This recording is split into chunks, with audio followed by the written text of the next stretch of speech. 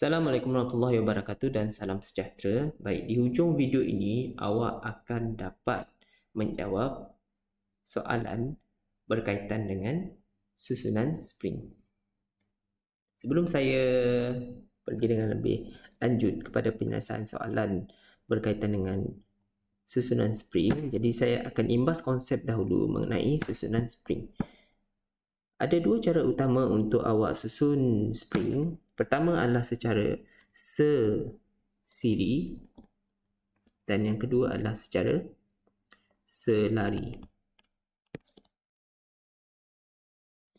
Spring yang disusun secara sesiri ini maksudnya spring itu dia akan disusunkan secara memanjang. Contohnya awak akan ada spring yang pertama dan kemudian awak sambungkan kepada spring yang kedua.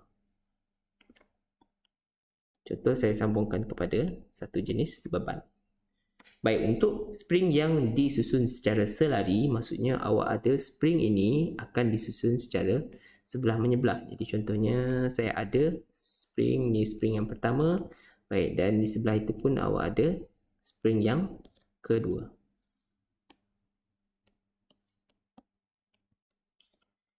Baik, sebagai contoh, kalau saya ambil contohnya kedua-dua sistem spring ini disambungkan kepada daya sebanyak 10 Newton.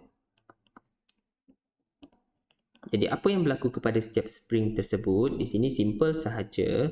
Jadi maksudnya kita tengok untuk sesiri dahulu. Kalau awak apply sebanyak 10 Newton daya terhadap spring yang disusun secara sesiri ini, maksudnya setiap spring itu akan mengalami daya sebanyak 10 Newton. Tapi kalau untuk spring yang disusun secara selari, ini macam peribahasa Melayu itulah. Berat sama dipikul, ringan sama dijinjing. Jadi maksudnya setiap spring dalam sistem spring yang disusun secara selari ini akan membahagikan dayanya antara setiap satu spring tersebut. Jadi 10 Newton daya ini akan dibahagikan kepada setiap spring tersebut. Jadi ini dia akan jadi 5 Newton. Ini pula dia akan menjadi 5 Newton. Ini sama macam awak mengangkat barang lah. Kalau awak gunakan satu tangan kan lebih susah. Dia terasa lebih berat.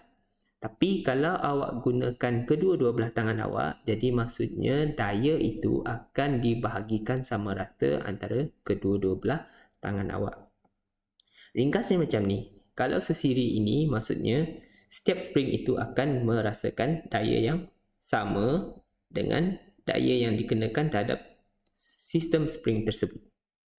Tapi kalau dalam susunan yang selari, jadi maksudnya daya yang dikenakan terhadap sistem tersebut akan dibahagikan kepada setiap spring dalam sistem selari tersebut.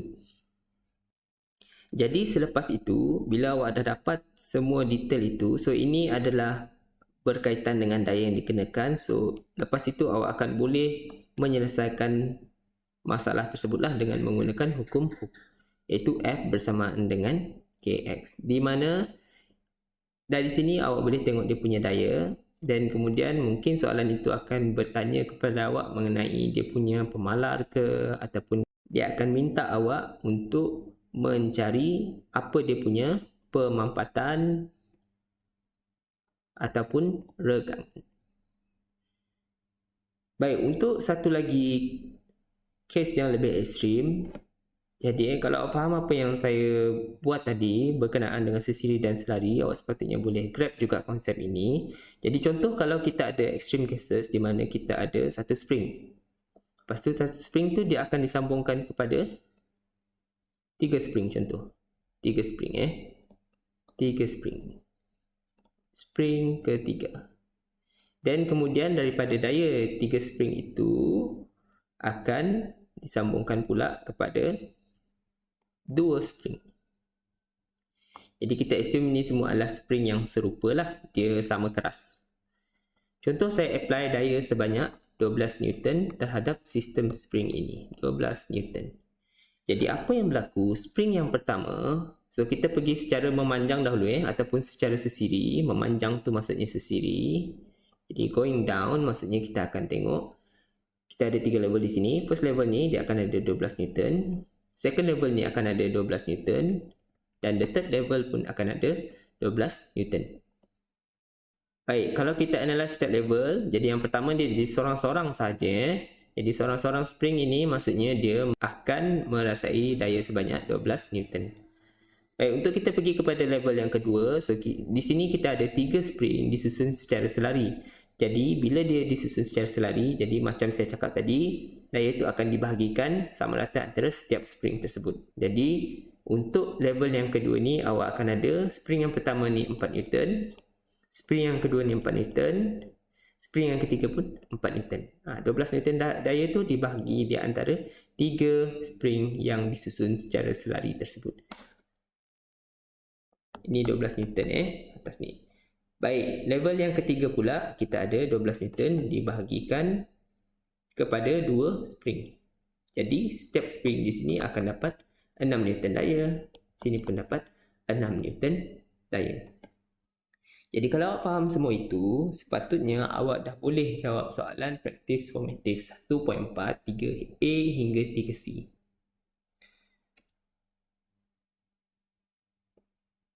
Saya cadangkan untuk awak cuba dahulu supaya awak boleh menjawab soalan ini dengan lebih aktif lah. Sebab kalau buat dengan aktif, maksudnya awak akan lebih mudah untuk faham soalan ini. Jadi awak boleh hentikan dahulu video ini supaya awak boleh ambil masa untuk cuba dahulu. Baik, sekarang ini adalah soalan 3. Rajah 1.44 menunjukkan satu susunan yang terdiri daripada 3 spring serupa iaitu P, Q dan R. Pemalar spring ialah 4 Newton per centimeter. So kalau awak tengok kepada soalan, awak gariskan mana-mana poin yang penting. So itu adalah pemalar springnya. Di sini pemalar springnya adalah K. Susunan itu dimampatkan oleh daya 8 Newton. Daya 8 Newton. Ini adalah F dia. Kita pergi kepada soalan yang pertama. Tentukan daya yang dialami oleh setiap spring. So kita ada 3 spring di sini. Maksudnya kita pergi secara memanjang terlebih dahulu ataupun secara sesiri. So going down sesiri maksudnya di sini first level saya ada 8 Newton. Second level ni pun saya ada 8 Newton juga. So sama sahaja dia punya daya yang dikenakan terhadap level tersebut. Tetapi untuk second level ini kita akan ada 2 spring. So 2 spring ini disusun secara selari. Jadi maksudnya kalau dia disusun secara selari, tengok sebelah menyebelah ada 2 sahaja spring. Jadi maksudnya 8 Newton ini akan dibahagikan di antara kedua-dua spring tersebut. So ini dia akan dapat 4 Newton dan R pun akan dapat 4 Newton. So kita dah jawab soalan yang pertama. Saya tulis dahulu. F untuk P bersamaan dengan 8 Newton. F untuk Q sama dengan 4 Newton. F untuk R bersamaan dengan 4 Newton. Untuk soalan B, kita kena tengok apa pemampatan bagi setiap spring.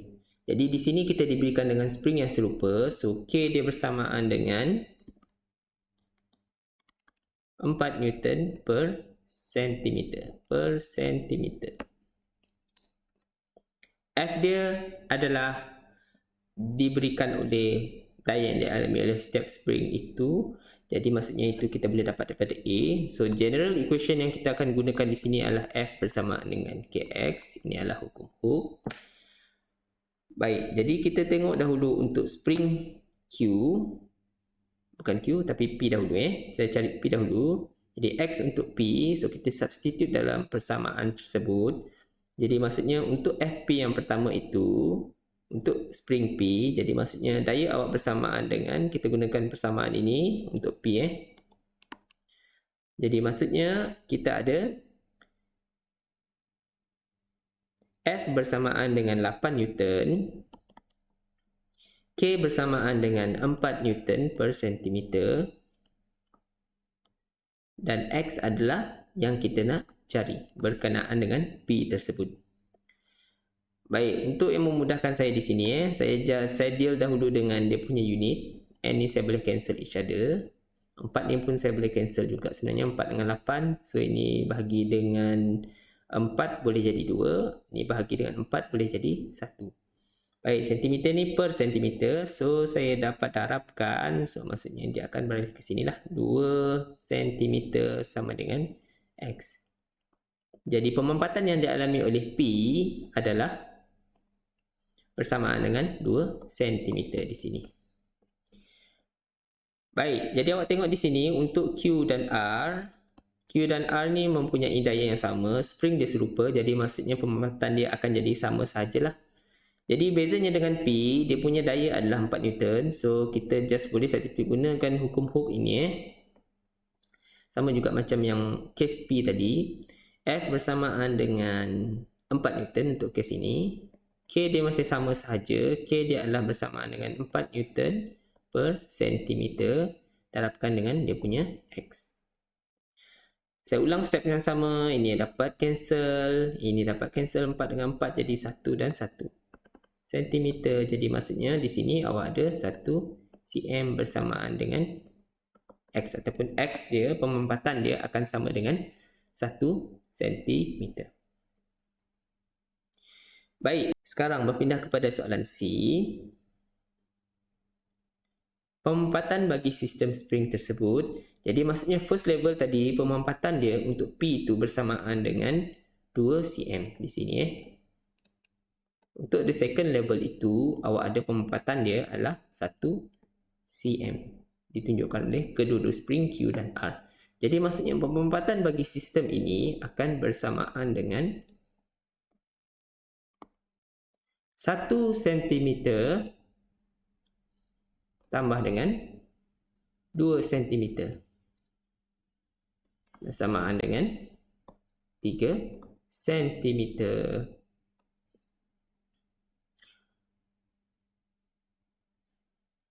Baik, saya harap video ini boleh memberikan awak kefahaman mengenai cara untuk awak menyelesaikan masalah melibatkan susunan spring inilah. Secara rumusannya, spring ini dia boleh disusunkan dalam dua cara. Pertama adalah secara sesiri, kedua adalah secara selari. Kalau dalam keadaan sesiri, maksudnya daya yang dialami oleh setiap spring itu adalah sama dengan daya yang dikenakan terhadap sistem. Manakala untuk spring yang dalam keadaan selari, maksudnya daya itu yang dikenakan terhadap spring itu akan dibahagi antara spring-spring yang disusun secara selari tersebut. Itu sahaja. Kemudian awak gunakan hukum Hooke untuk awak selesaikan masalah tersebut. Baik, saya rasa itu sahaja yang saya nak terangkan kepada awak. Saya harap memberikan manfaat kepada awak. Terima kasih.